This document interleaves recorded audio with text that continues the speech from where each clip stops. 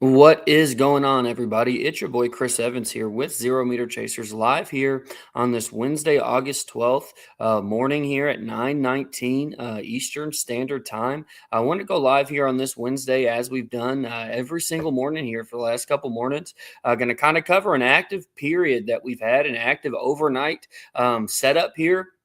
As always, just want to make sure that my audio is working. So if you guys can hear me good, just make sure you put a thumbs up or put something in the chat saying the audio is working correctly. I just want to make sure you guys can hear me right. But here we are looking at the Kentucky Mesonet website here. We got a lot going on across the state. So the first thing I wanted to show is in the red here is the flash flood warning. We're going to look at this for a little bit this morning, but from anywhere between 1.5 to 3 inches of rain have already fallen, and an additional 1 to 1.5 inches of rain are also possible. And flash flooding is ongoing in Franklin County right now, and also down here in Nicholasville, just south of Lexington. So we have a lot of flash flooding ongoing just west of the I-75 corridor. And again, anywhere you kind of see that red shading is where you have those flash flood warnings. And then anywhere you're in these light green here, like this is for Bullitt County, Northeast Bullitt County, and Southwestern Shelby, and also Spencer County, is where we have these flood advisories. And that's the level right before you get kind of a flash flood warning issued. And this is kind of where we have repeated rounds of showers and storms. I'll show radar real quick.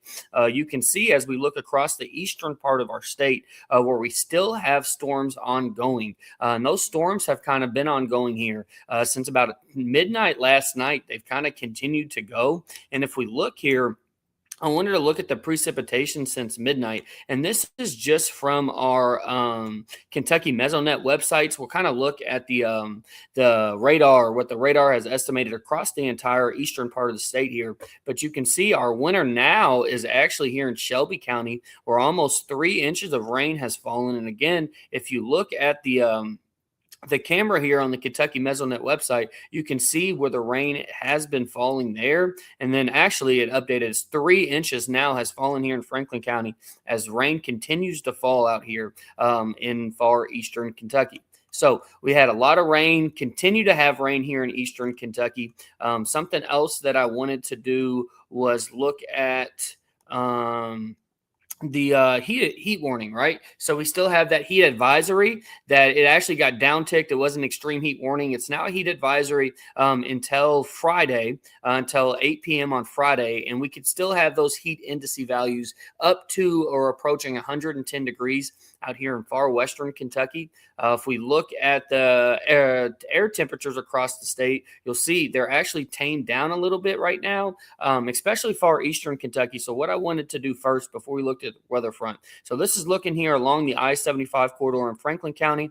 And if we look at the camera, you can see how we have that shower and storm activity ongoing. If we click here in Hardin County, you can see anywhere in green. Let me go through the rest of the, I didn't go through this green yet. This is the flood watch out in far eastern Kentucky. Anywhere you see kind of the darker green color, and that is until Friday at 8 a.m. Just kind of for the repeated rounds of showers and storms, and that is for far areas east of I-65. But again, if we look at the camera here in Hardin County, you can start to see some sun breaks that are beginning, but we're kind of right on the edge. The outflow boundary just pushed through here in Hardin County, but you're starting to see some sun breaks there along the I-65 corridor. And then if I go out here in far western Kentucky in Marshall County, you can see how they are full sun here in Marshall County. So we are state divided right now. We have that, like I said, widespread showers and storms ongoing in eastern Kentucky, kind of mixed bag in central Kentucky, and we're full sun, worried about the heat in far western Kentucky. So another thing that I wanted to do here was kind of look at the satellite before we started looking at radar or anything. And looking at satellite here on the Weatherfront website, you can clearly see the two complexes that are kind of going to move through today.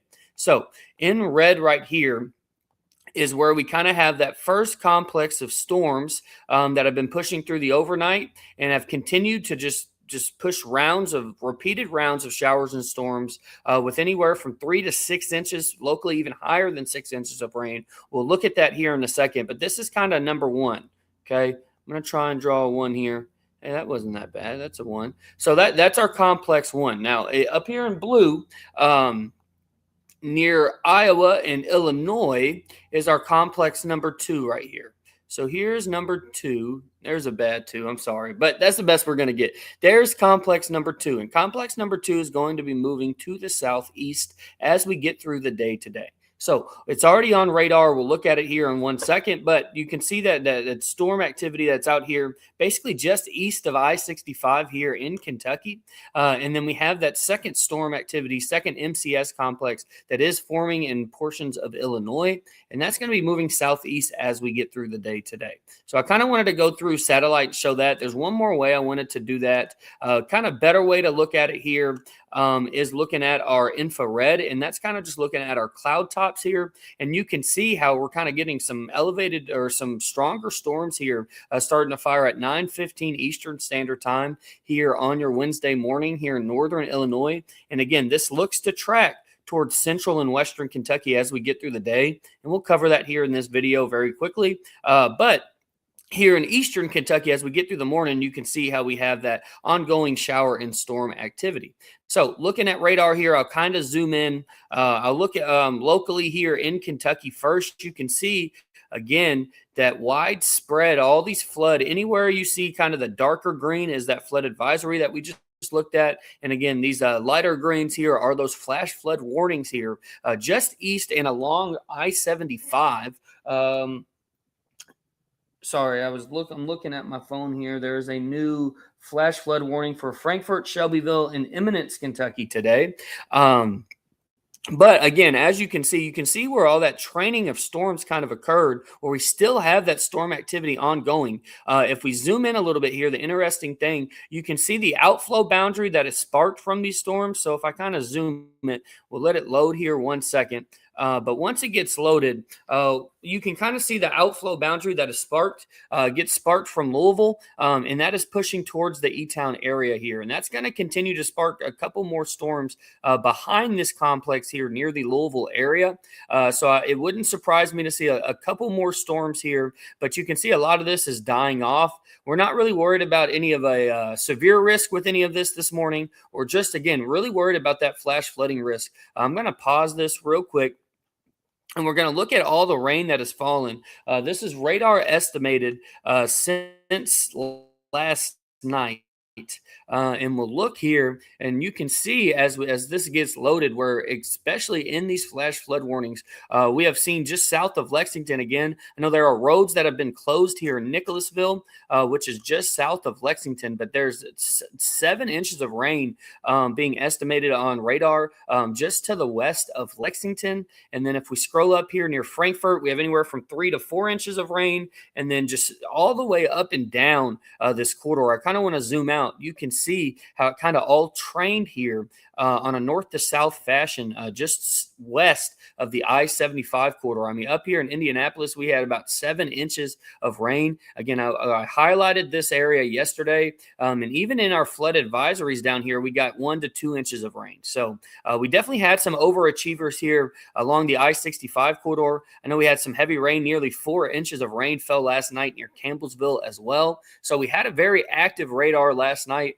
and that continues here through the morning period on your Wednesday morning. So I just wanted to cover that flash flooding risk. Again, if you're here in any of these flash flood warnings here, Frankfort, Lexington, just east of Louisville, basically that corridor in between Louisville and Lexington, I mean, there's flash flood warnings all up and down this corridor. So just make sure you use caution if you're having to travel this morning. And again, with another wave that is expected tomorrow, or another wave that's expected this afternoon, we will have to watch and see. Monica says that, excuse me, it feels amazing outside. Yes, it does, Monica. If you are on that outflow boundary, or even if you're anywhere where you kind of have that cloud cover, we're kind of getting a break from that heat and humidity that we've had the last couple of days, but that comes at a risk, right? So the risk for that is now we're getting kind of this flash flooding risk and a storm risk as we get into the afternoon. So I did want to kind of cover what happened last night. Now I kind of want to cover the SPC outlook, and we'll look at some model data here in a minute. But this is the storm prediction outlook for today. This was recently updated here at 8:30 a.m. Eastern Standard Time. And you'll see we do have that slight risk that is posted anywhere from the I-65 corridor and points off to the north and west. And that is for that complex that I was just showing that is already up here in northwest Iowa. Northwest Illinois, excuse me. I'm having a bad morning this morning. Northwest Illinois, excuse me. But this complex is going to dive to the southeast as we get through your Wednesday afternoon today. And I'll tell you, I've been diving through data this morning. We do have a low end tornado risk, and I want to talk about this because it is a 2% tornado risk, so it's a low tornado risk. But there's some things that have caught my eye with this tornado threat a little bit. We'll kind of cover that as we get through future radar in a second. But we do have a low end tornado risk, basically from the western Kentucky parkways and points off north and west.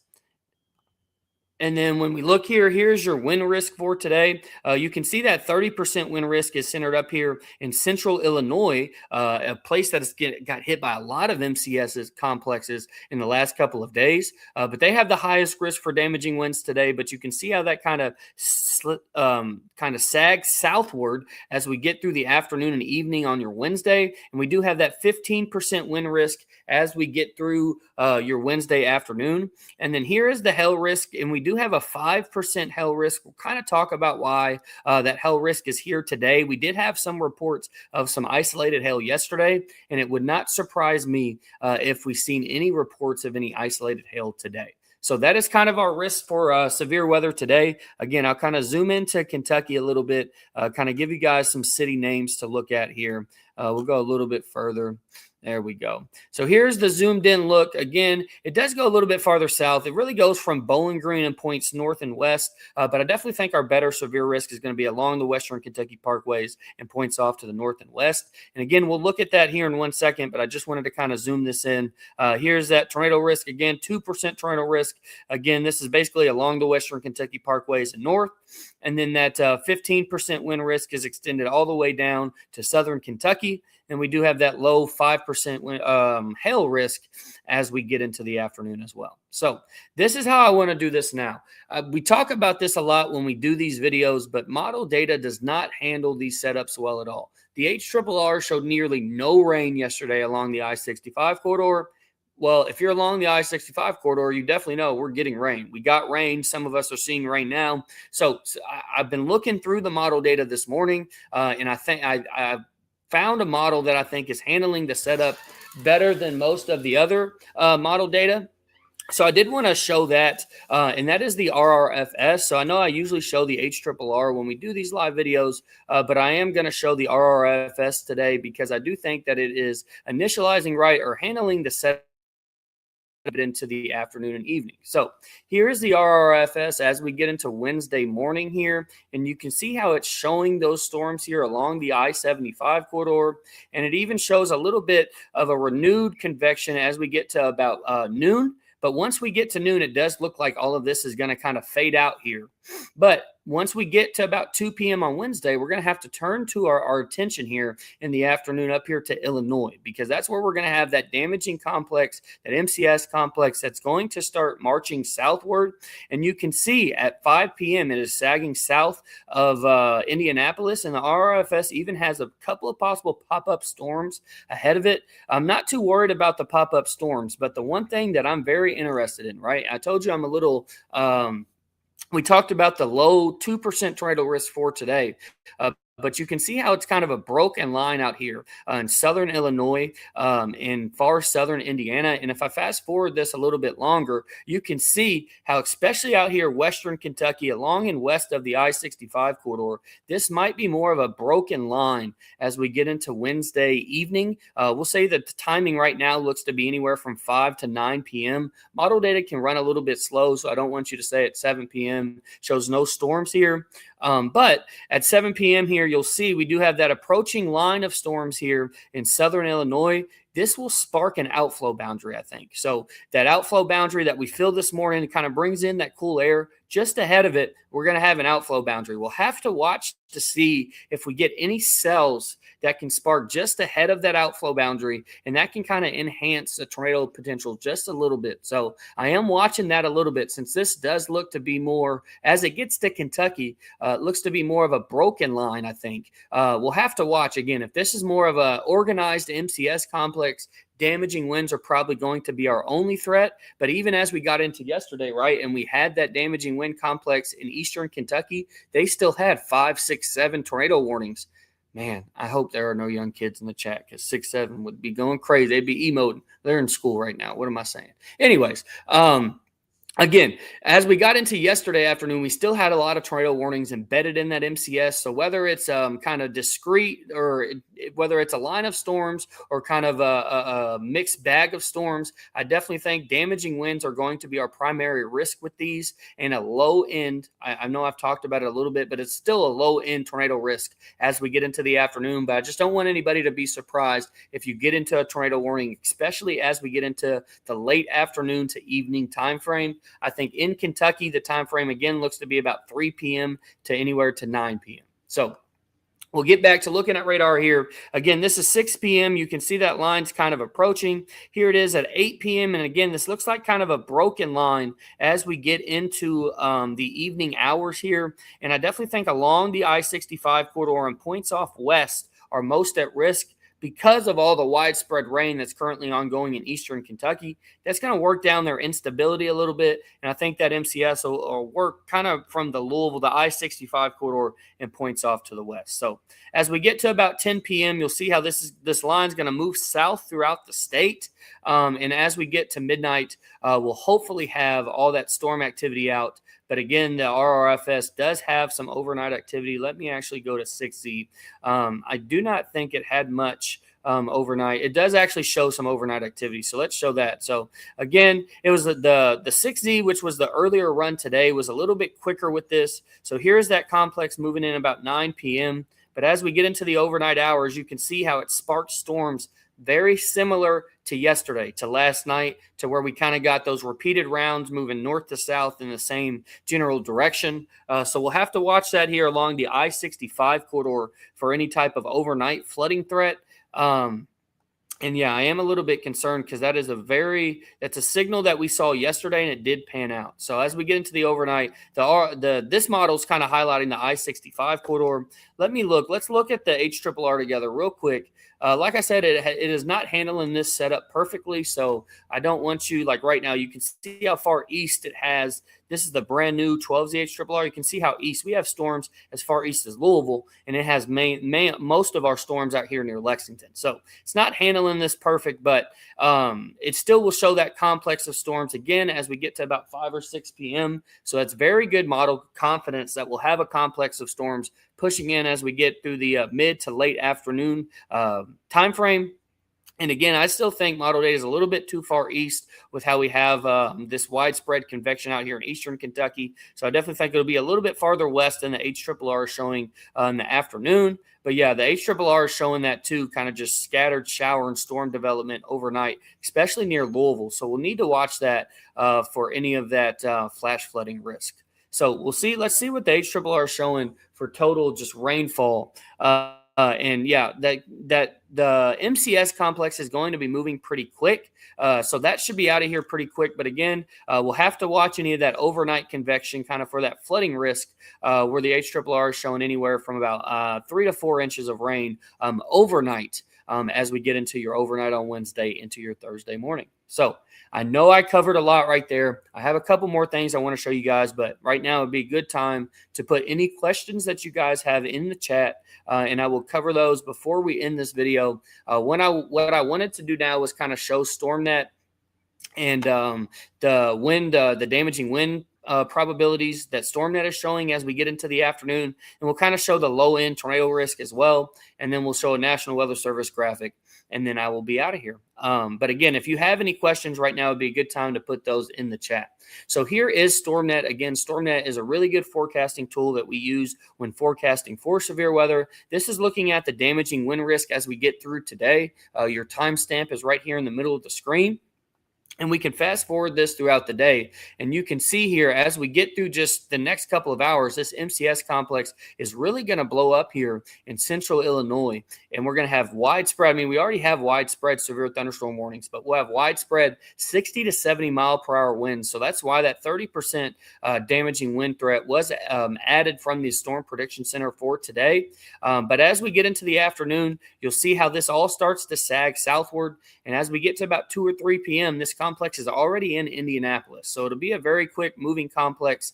And then you'll see how StormNet does have that damaging wind potential from the I-75 to I-65 corridor. Again, I still think model data might be a little bit too far east with this. So I still think from the I-65 west looks most at risk just because we have all that widespread rain ongoing in eastern Kentucky right now. But again, the timing looks to be in the afternoon. StormNet has this complex moving through anytime from 6 o'clock to about 9 o'clock.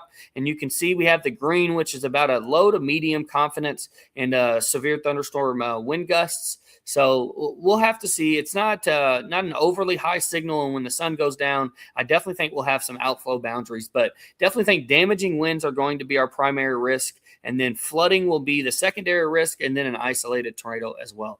As we get into the overnight hours, you can see we have no damaging wind risk here from StormNet. So now I wanted to kind of go into the tornado risk from StormNet. Again, I think damaging winds are going to be our primary concern. But as we look at StormNet here, I want to kind of fast forward. Let me make sure you guys can see it because it's a very small on the screen, but it's kind of highlighting in between I-65 and I-75 here around 7 p.m. to 8 p.m. With a very, very low end tornado risk as we get into the afternoon and evening today. But if I zoom this in a little bit, it's definitely highlighting a little bit kind of where that outflow boundary is right now. So kind of in between Louisville and Lexington, kind of the Frankfort to Lexington to Richmond area. That's where StormNet's highlighting right now. Again, don't be surprised if we get a tornado warning or two this afternoon, but it's not a high-end tornado risk, and I don't think we'll have widespread tornadoes or anything like that today. It'll be more of that quick spin-up tornadoes as we get into your afternoon. So I know I had a question on timing real quick, so I had something that I wanted to pull up, but I didn't have it up. So let me get it up real quick for you guys. There we go. I got it now. I will cover timing here one more time. And then again, if you guys have any questions, it is a really good time to put that up here. This is a brand new update from the National Weather Service. So I have not looked at this graphic yet, but you can see the first thing that they have mentioned here is the flash flooding threat's going to continue through your Wednesday. Again, here's that flood watch, basically of the I-75 and I-64 corridor, but I do think we could get some along the Western Kentucky Parkway, some flooding as well. Additional rounds of storms today, localized rainfall amounts over 3 inches or more are possible. And then again, here's that severe risk for today. Again, it pushes all the way down through the I-65 corridor and points off north and west. The main severe hazard is going to be damaging winds, but again, we do have that low-end tornado risk as well. The National Weather Service is talking about the timing is uncertain with the second wave of storms. The earlier the timing is, the better chance for severe weather. So if we increase the timing, if this complex kind of speeds up as we get through the afternoon, our severe risk will kind of increase just based on the timing, right? If you get storms before the sun goes down, you're going to have a higher severe risk than if you get it when the sun is going down. So again, here are the hazards as we get through the afternoon. Very low end hail risk. Damaging winds are our biggest risk. You can see up to 70 mile per hour winds are the risk today. And then we do have that 2% tornado risk, and EF1 tornadoes are the reasonable max strength if we were to see a tornado. So definitely a low end tornado risk today. And if we do see a tornado, it would be that weak kind of quick spin up tornado. Here is the timing again. So if you're in southern Indiana, the timing looks to be anywhere from 4 to 6 p.m. Here along and north of the Western Kentucky Bluegrass Parkways, it's anywhere from 6 to 8 p.m. And then south of the Western Kentucky and Bluegrass Parkways, it's anywhere from 8 to 10 p.m. So I really like this graphic from the National Weather Service. It's kind of timing up with exactly what I've talked about in this video. And then you will see the damaging winds are the main hazard, but there is a low-end tornado potential with a flash flooding threat as well. So we'll just have to watch that as we get into Thursday. Yet again, we might have another storm risk. But that just kind of will be determined by what happens today. So what happens today will kind of determine the evolution of today will determine what happens tomorrow. So I don't want to cover much on that, but we do have a storm risk tomorrow. And then if you're in Western Kentucky, you're not seeing much storms today, you're in that heat advisory. We do still have the afternoon heat indice values that could be approaching 110 degrees out in Western Kentucky and anywhere to 105 degrees along and just west of I-65. So active weather pattern here. I went through a lot on this video, so I just want to make sure that we don't have any questions. So I'm going to stay on here a little bit longer. I appreciate all the support. Just make sure, again, that you guys stay weather aware as we get into the afternoon. I'm going to keep this timing graphic up for right now because I feel like I really like the timing graphic from the National Weather Service. And again, some of the main thoughts as I've dove into data here this morning is I think we need to watch and see if this is a complete complex of cells. Is it an MCS or is it kind of a broken line of cells? If it's a broken line, I think we could have a little bit higher of a tornado risk than if it's a more of a Boeing segment or an MCS complex. So that's one of the things I'm watching. The second thing that I'm watching is kind of radar. I do want to show that real quick before we get off here. But I am watching radar as well to kind of see how quickly does this rain move out of here in eastern Kentucky, and how does this wave here, this morning wave, how will that affect this second wave that is up here in Illinois? So we'll kind of see. I think it's going to dive southward kind of along that Cape gradient because this is kind of worked over, right? We still have showers and storms that model data is not picking up on that well. So, and you can already see how this complex has a bunch of severe thunderstorm warnings here in Illinois and Missouri. So I definitely think this is going to be a powerful complex, but we'll have to see again if it holds together all the way down here into the afternoon, or does it leave an outflow boundary? Do we get some isolated or some scattered cells instead of a complete complex? So that is kind of what I am watching through the afternoon. Again, if we have any questions, this is the perfect time to put them in here. I'll stay live here for the next minute or so.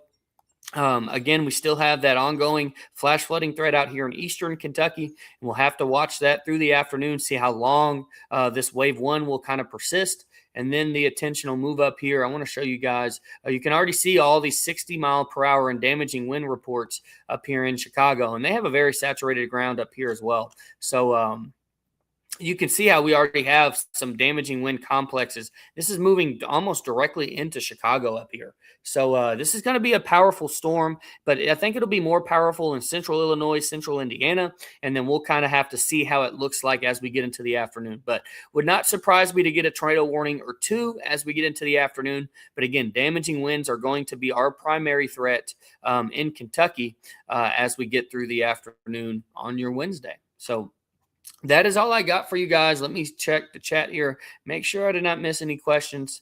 Does not look like I did. Monica, I hope I answered your question. I hope you have a great day, and I hope everybody else has a great Wednesday here. Just make sure you stay weather aware. Again, anytime from 3 p.m. to 9 p.m. looks like the window for severe storms this afternoon.